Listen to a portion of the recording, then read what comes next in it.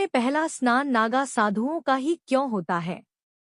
स्नान की शुरुआत सदियों से ये स्नान चला आ रहा है, जिसमें 13 अखाड़े शामिल होते हैं। ये कोई वैदिक परंपरा नहीं। माना जाता है कि इसकी शुरुआत 14वीं से 16वीं सदी के बीच हुई। तब देश पर मुगल शासकों के आक्रमण की शुरुआत हो गई थी।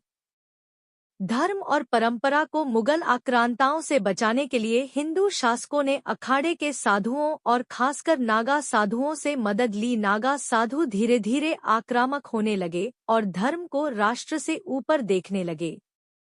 ऐसे में शासकों ने नागा साधुओं के प्रतिनिधि मंडल के साथ बैठक कर राष्ट्र और धर्म के झंडे और साधुओं और शासकों से काम का बंटवारा किया।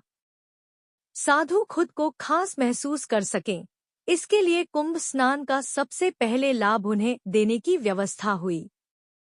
इसमें साधुओं का वैभव राजाओं जैसा होता था, जिसकी वजह से इसे शाही स्नान कहा गया। इसके बाद से शाही स्नान की परंपरा चली आ रही है। कुंभ विशेष कहाँ से आते हैं, कहाँ चले जाते हैं, जानिए। नागा साधुओं का रहस्य। वक्त के साथ शाही स्नान को लेकर विभिन्न अखाड़ों में संघर्ष होने लगा। साधु इसे अपने सम्मान से जोड़ने लगे। उल्लेख मिलता है कि साल 1310 में महानिर्वाणी अखाड़े और रामानंद वैष्णव अखाड़े के बीच खूनी संघर्ष हुआ। दोनों ओर से हथियार निकल गए और पूरी नदी ने खूनी रंग ले लिया। साल 1760 में शैव और वैष्णवों के बीच स्नान को लेकर ठन गई। ब्रिटिश इंडिया में स्नान के लिए विभिन्न अखाड़ों का एक क्रम तय हुआ जो अब तक चला आ रहा है।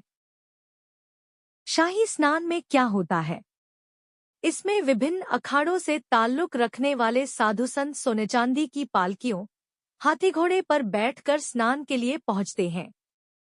सब अपनी अपनी शक्ति और वैभव का प्रदर्शन करते हैं।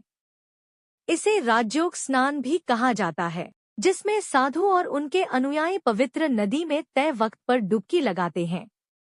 माना जाता है कि शुभ मुहूर्त में डुबकी लगाने से अमरता का वरदान मिल जाता है।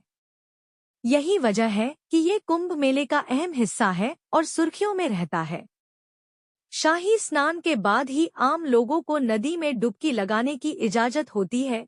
ये स्नान तय दिन पर सुबह 4 बजे से शुरू हो जाता है। इस वक्त से पहले अखाड़ों के साध संतों का जमावड़ा घाट पर हो जाता है। वे अपने हाथों में पारंपरिक अस्त्र शस्त्र लिए होते हैं, शरीर पर भभूत होती है और वे लगातार नारे लगाते रहते हैं। मुहूर्त में साधु न्यूनतम कपड़ों में या फिर निर्वस्त्र ही डुबकी लगाते हैं। इसके बाद ही आम जनता को स्नान की इजाजत मिलती है। Book your appointment now. अगर आप अपनी समस्या का समाधान आचार्य रेखा कल्पदेव जी द्वारा टेलीफोनिक वीडियो कॉल अपॉइंटमेंट द्वारा करवाना चाहते हैं तो नीचे दिए गए नंबर पर संपर्क कर सकते हैं। भविष्यफल ज्योतिष केंद्र का पूरा परिवार आपकी सेवा में हमेशा तत्पर रहेगा। संपर्क करें 8178677715।